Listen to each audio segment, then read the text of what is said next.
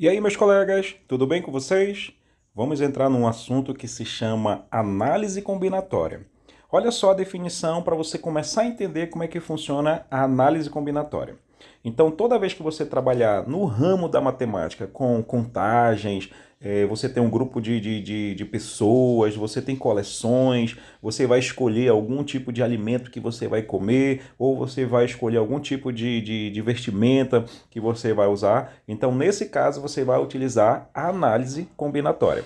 Então, vamos tentar entender alguns processos. Por exemplo, combinação de roupas. Quando você vai no seu guarda-roupa, aí lá tem algumas opções para você escolher para ir para o shopping, por exemplo. Aí tem 5 tipos de camisas, 2 tipos de calça, e eu quero saber quantas possibilidades de resultado eu posso ter para usar uma vestimenta, para usar ali uma roupa para ir para o shopping. Então, nesse caso, você utiliza a análise combinatória.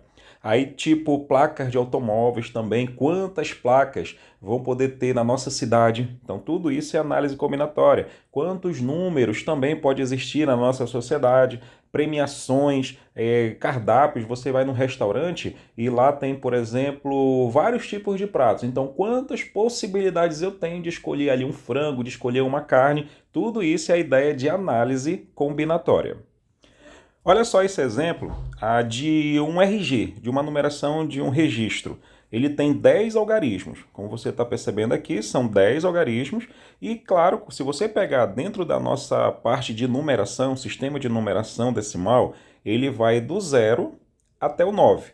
Então, nesse caso, do 0 até o 9, você tem 10 algarismos, você tem 10 números que podem formar os nossos algarismos. Então, se você tem um RG que ele compõe de 10 algarismos, quantas possibilidades eu tenho de ter um registro?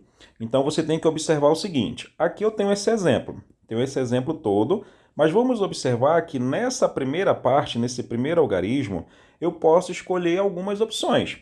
Eu posso colocar o 0, eu posso colocar o 1, eu posso colocar o 7, eu posso colocar o 8, eu posso colocar o 9. Quantas possibilidades eu tenho de colocar um número aqui nesse primeiro algarismo? Então, como o nosso sistema de numeração decimal são 10 números, que vai de 0 a 9, então aqui eu posso ter 10 opções de resultados.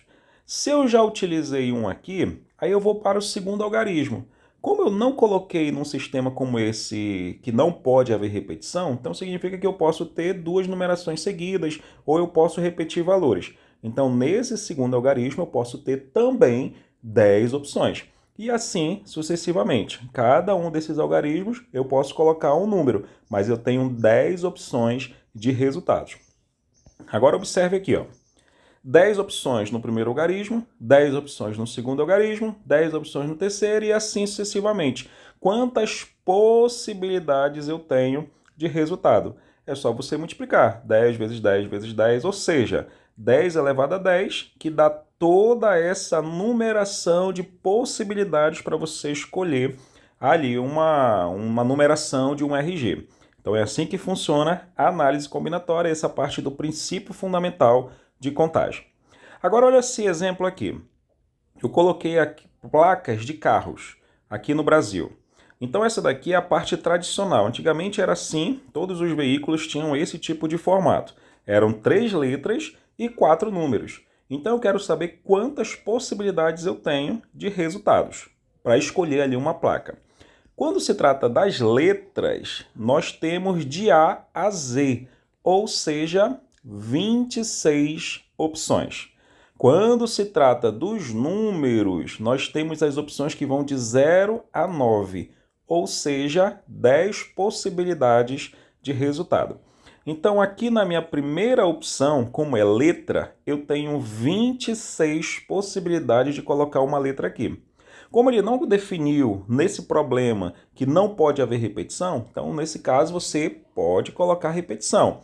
Logo, aqui na minha segunda opção, eu vou ter 26 possibilidades também de resultado.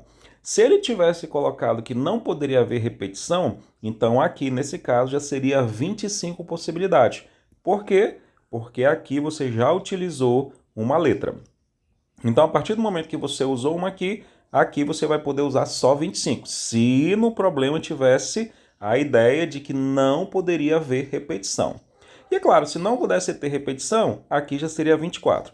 Mas como nesse problema que eu estou fazendo com vocês pode ter repetição, então aqui eu tenho 26, aqui eu tenho 26 e aqui também eu vou ter 26 possibilidades. Aí, é claro, tem uma multiplicação de resultados.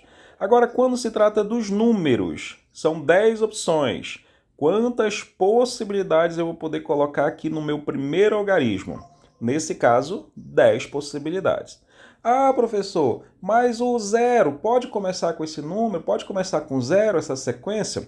Nesse caso, como é placas, ou pode ser senhas, ou pode ser documento, não tem problema de começar com zero, tá? Então, pode colocar. Logo, você tem 10 possibilidades de resultado. Então, essa opção, 10 possibilidades. Como nesse problema ele não colocou nada com relação a não houver repetição, não pode ter repetição, então você pode repetir os valores. Logo, aqui na segunda opção, 10 possibilidades. Aqui também 10 possibilidades e aqui 10 possibilidades. Ou seja, o número total é só multiplicar. 26, então você vai pegar aqui, ó, 26 vezes 26 vezes 26 vezes 10, vezes 10, vezes 10, vezes 10 possibilidades. Olha só a quantidade de placas que você tem. Olha só esse outro exemplo clássico utilizando o princípio fundamental de contagem. É só você multiplicar. Olha só, duas camisas, aqui eu tenho um vermelhinho, aqui eu tenho um outro tipo de camisa. Então, quando se trata das cores, nós temos aqui 3 cores.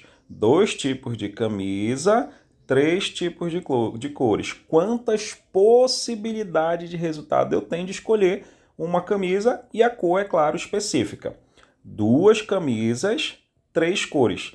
Toda vez que você vai utilizar o princípio fundamental de contagem, a operação é multiplicação. Então, 2 vezes 3, 6. Logo, eu tenho 6 possibilidades de escolher ali uma camisa e, é claro, com a sua respectiva cor.